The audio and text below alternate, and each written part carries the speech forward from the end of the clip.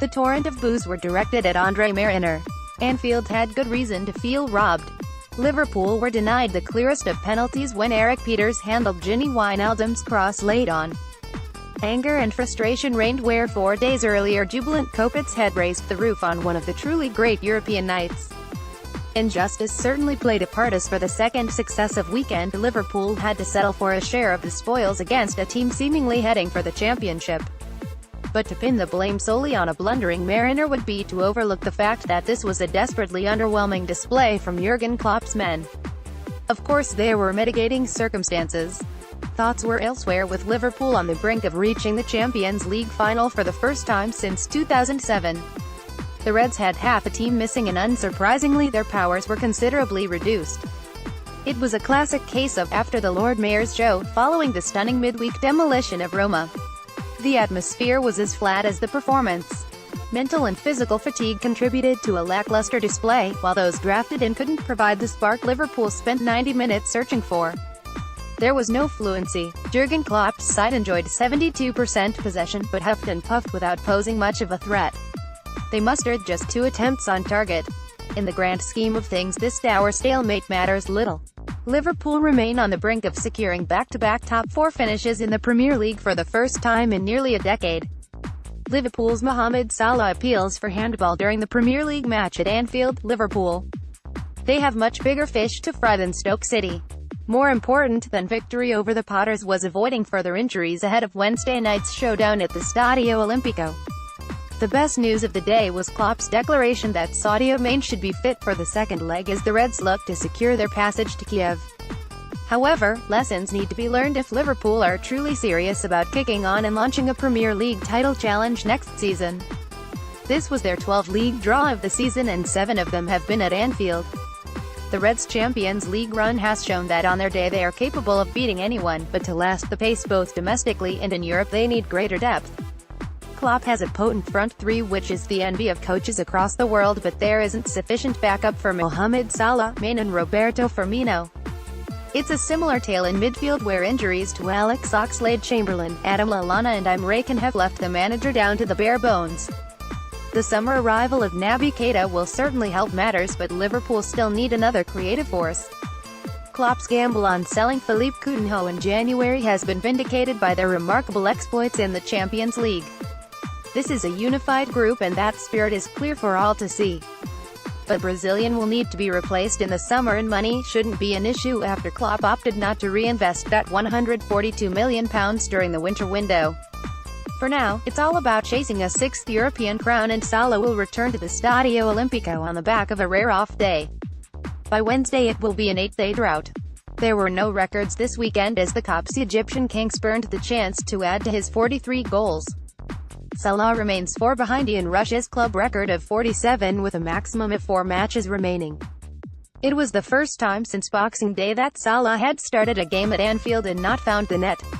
It turns out he is human after all. However, Stoke's plan to stop him was aided by Marriner deciding that wrestling was acceptable. The admiration in which Salah is held by his fellow professionals was shown by his PFA Player of the Year award, but Pieters went further with his regular embraces to shackle the flying winger.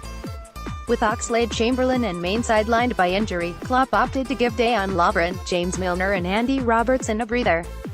João Gomes, Ragnar Klavan, Alberto Moreno, Gini Wijnaldum and Danny Ings were all recalled. Trent Alexander-Arnold was pushed forward into the midfield role where many believe his future lies.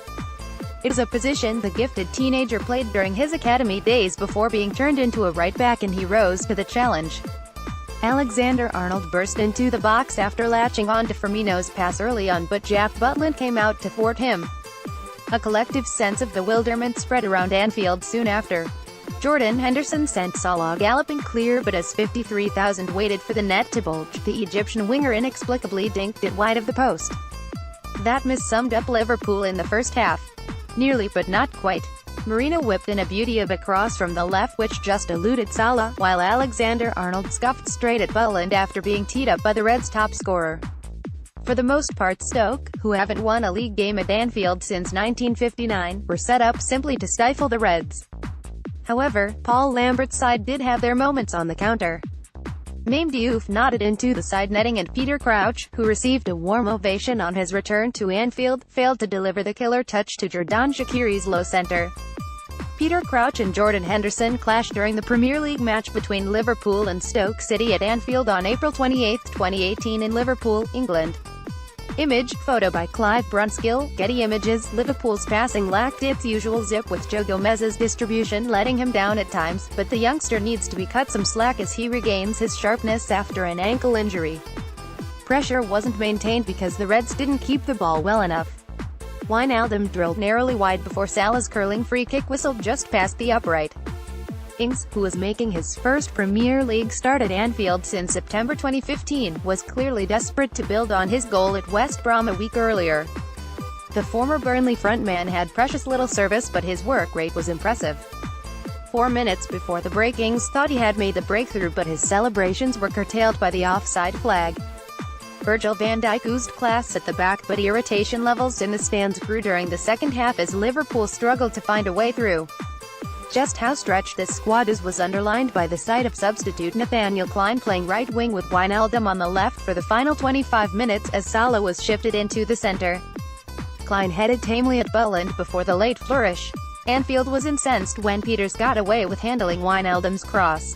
The protests of goalkeeping coach John Ochterberg saw him get his marching orders. Liverpool have still only had one penalty awarded to them at home in the league all season. At the other end, Ryan Shaw's cross could have increased that sense of fury, but he couldn't tuck away Diouf's effort. A bore draw. It will be more lively in the Stadio Olimpico. Match facts: Liverpool, Karius, Alexander-Arnold, Clyne 65, Gomez, Van Dijk, Clavin, Moreno, Henderson, Wijnaldum, Salah, Firmino, Ings, Milner 65. Not used: Mignolet, Lovren, Robertson, Solanke, Woodburn. Stoke City, Butland, Zoma, Shaw, Cross, Martins Indy, Sobey 52, Pieters, Njai, Allen, Shaqiri, Diouf, Bauer, Crouch, Fletcher 65. Not used: Haggard, Ireland, Adam, Cameron, Campbell. Referee, Andre Marriner. Attendance, 53,255. Goals, none. Bookings, Crouch, Diouf, Van Dijk. Man of the match, Virgil van Dijk. Another commanding performance from the Reds' defensive rock.